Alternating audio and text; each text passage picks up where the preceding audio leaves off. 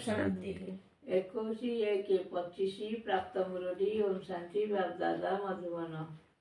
बाबा कहले मिठे बच्चे सकाळु सकाळु उठी बाबा सहित मिठा मिठा वार्तालाप कर।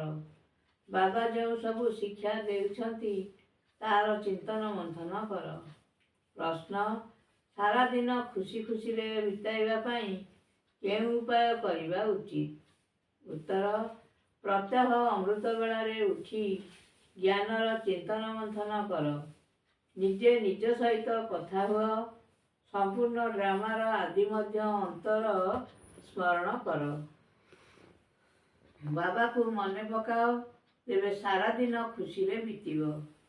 विद्यार्थी माने निजर पाठ पढ़ार अभ्यास करिथांती। तुमे माने मध्य निजर पाठ पढ़ार अभ्यास कर। गीत आज अंधर में है इंसान। आज अंधर मीठे मीठे शिकिलते भक्त प्रति माता पिता बाप दादा का याद प्यार और गुणमणि रूहानी बाप की रूहानी बच्चों को नमस्ते। हम रूहानी बच्चों की रूहानी बाप दादा को नमस्ते नमस्ते नमस्ते।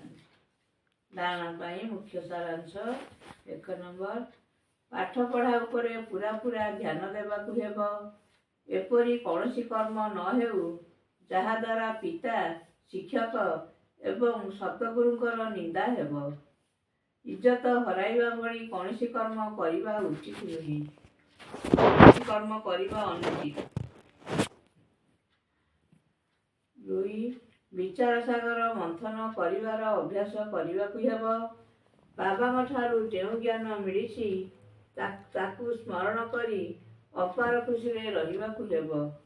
काहाकू भी घृणा करिबा अनुचित। वरदान संपूर्णतार आलोक द्वारा अज्ञानर परदा को हटाउथिबा सर्च लाइट हुओ। बाबा आज वरदान कहले संपूर्णतार आलोक द्वारा अज्ञानर परदा को हटाउथिबा सर्च लाइट हुओ। विस्तार रे कहले वर्तमान प्रत्यक्षतार समय पाखापाखि हेबारे लागिछि। सेथिपाई अंतर्मुखी होई गुह्य अर्थात गहन अनुभूतिर रत्न गुड़िकरे निजकु भरपूर कर। एभली सर्च लाइट अर्थात शक्तिशाली आलोक हुओ जहाँकि तुम मानकर संपूर्णतार आलोक द्वारा अज्ञानता परदा हटिଯିव। काहींकि ना तुमे सबु धरित्रीर तारका माने यही विश्व को हलचल रक्षा करी सुवर्ण रक्षा करी स्वर्णम संसार बा सुखी संसार निर्माण करिला वाला अट। तुमे पुरुषोत्तम आत्मा माने विश्व को सुख शांतिर श्वास प्राप्त कराइबार निमित्त अट। स्लोगान माया एवं प्रकृतिर आकर्षण ठारू जदि दूरेई रहिबो तेबे सर्वदा हर्षित रहिबो। बाबा स्लोगान कहले माया एवं प्रकृतिर आकर्षण ठारू जदि दूरेई रहिबो तेबे सर्वदा हर्षित रहिबो। निजर शक्तिशाली संकल्प द्वारा सूक्ष्म शक्ति प्रदान करिवार सेवा कर। जदि संकल्प द्वारा सर्वदा शुभ भावना बा शुभ आशीर्वाद देवार स्वाभाविक अभ्यास होइजिवो ତେବେ ତୁମର ମନ ବୁଦ୍ଧି ସର୍ବଦା ସେହି କାର୍ଯ୍ୟରେ ହିଁ ବ୍ୟସ୍ତ ରହିବ ଏବଂ ମନ ଭିତରେ ଯେଉଁ ସବୁ ହଲଚଲ ସୃଷ୍ଟି ହେଉଛି ସେଥିରୁ ଆପେ ଆପେ ଦୂରେଇ ଯିବ। ନିଜର ପୁରୁଷାର୍ଥ କ୍ଷେତ୍ରରେ ଯେବେ ବି କେବେ କେବେ ନିରାଶ ହୋଇଯାଉଛ ତାହା ହେବ ନାହିଁ, ଯାଦୁ ମନ୍ତ୍ର ହୋଇଯିବ। ଓମ୍ ଶାନ୍ତି।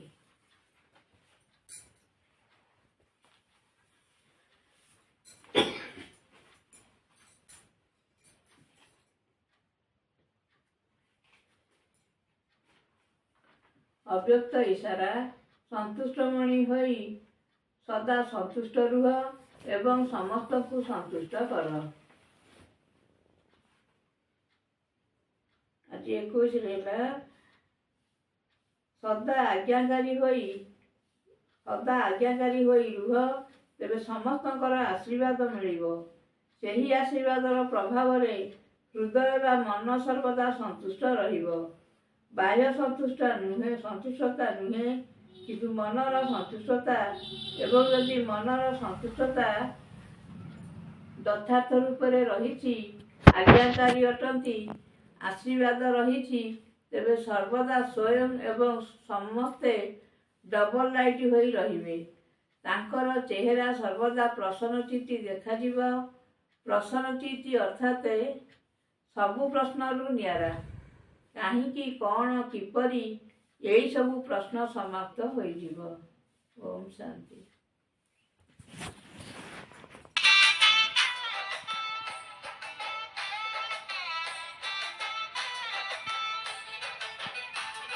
क्या जादू किया है तूने बाबा, जहाँ भी देखूं वहाँ तू है बाबा। हाँ, क्या जादू